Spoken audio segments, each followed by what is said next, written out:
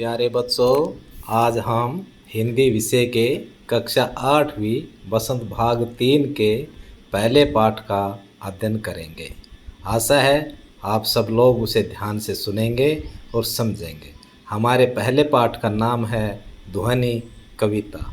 यह कविता कविवर सूर्यकांत त्रिपाठी निराला द्वारा रचित है। इस कविता में कवि ने उदास, आलसी, अकर्मण्य युवाओं में नया उत्साह, उमंग और आशा जगाने का प्रयत्न किया है। प्यारे बच्चों, सबसे पहले हम कविता के कठिन शब्दों का अर्थ समझेंगे, उसके बाद कविता की व्याख्या करेंगे। तो बच्चों, सभी ध्यान से शब्दों को सुनेंगे और शब्दों के बताए गए अर्थों को भी स्मरण रखेंगे, उनको समझेंगे। हमारा पहला शब्द है मृदुल, जिसका अर्थ होता है कोमल। दूसरा शब्द है पात, जिसका अर्थ है पत्ते। तीसरा शब्द है गात, जिसका अर्थ है शरीर। चौथा शब्द है निद्रित, जिसका अर्थ है सोया हुआ। पांचवा शब्द है प्रत्यूष, जिसका अर्थ है सवेरा। छठा है तंद्रालस, जिसका अर्थ है नींद से अलसाया हुआ। लालसा, लालसा का अर्थ होता है इच्छा। अब कुछ मीनिंग और हैं, वो भी ध्यान से सुनेंगे। अनंत, अनंत का अर्थ होता है ईश्वर, असंख्य। सहर्ष, सहर्ष का अर्थ होता है खुशी से। मनोहर, मनोहर का अर्थ होता है सुंदर। आशा है बच्चों आपको शब्दार्थ समझ में आ गए होंगे। अब हम कविता का सरलार्थ करेंगे।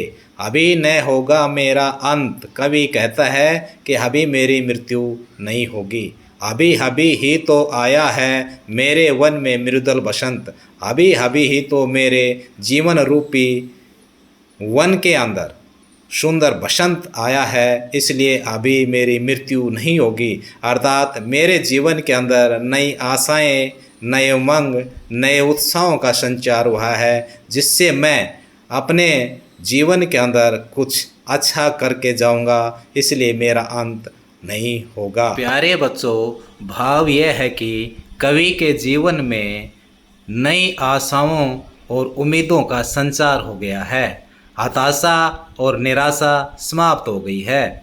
वह प्रसन्नता के साथ कर्मवीर बनकर जीना चाहता है, इसलिए कवि कहता है कि उसकी मृत्यु अभी नहीं होगी, क्योंकि उसने अभी अभी जीना सीखा है। प्यारे बच्चों, अब दूसरे पद्यांश का सरलार्थ करते हैं। हरे हरे ये पात, डालिया कलिया कोमल गान। कवि कहता है कि बसंत के आने पर मेरे मन में भावनाओं रूपी डालियों पर आशा रूपी कोमल कोमल पत्ते व कलियां आ गई हैं।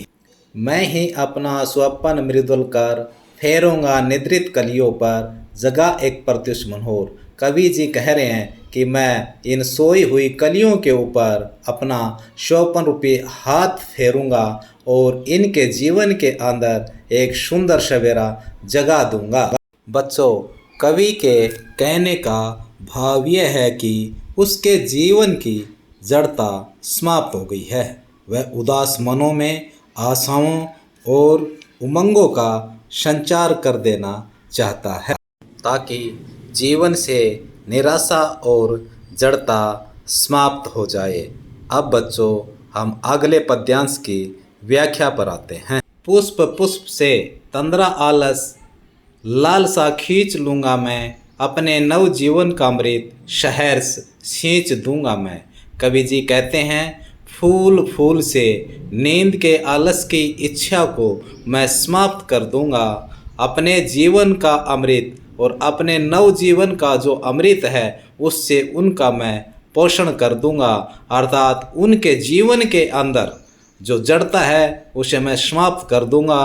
उस जड़ता को समाप्त करके उनके सामने जीवन के नए उद्देश्य रख के उनको जीवन की गतिशीलता के लिए मैं तैयार कर दूंगा। उस गतिशीलता के लिए चाहे मुझे पूरे जीवन भर ही संघर्ष क्यों ना करना पड़े।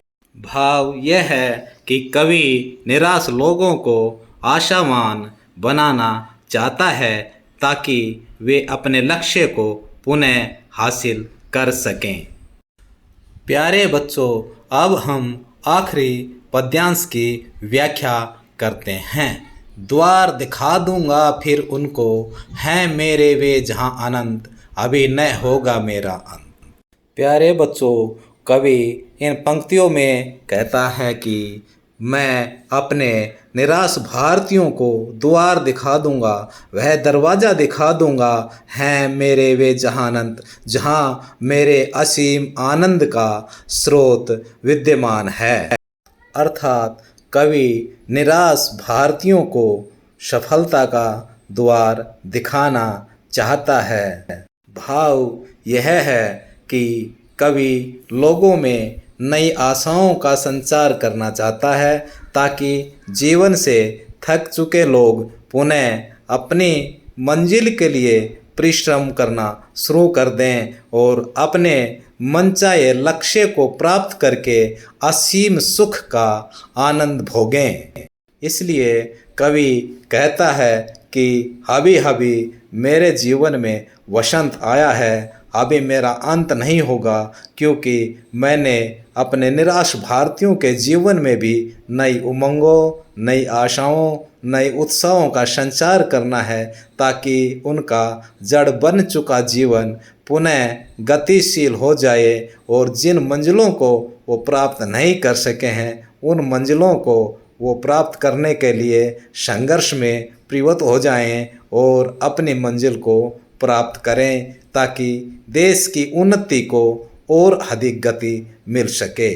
प्यारे बच्चों, हमारा उद्देश्य आपके विषय से संबंधित आप तक सही जानकारी पहुंचाना है।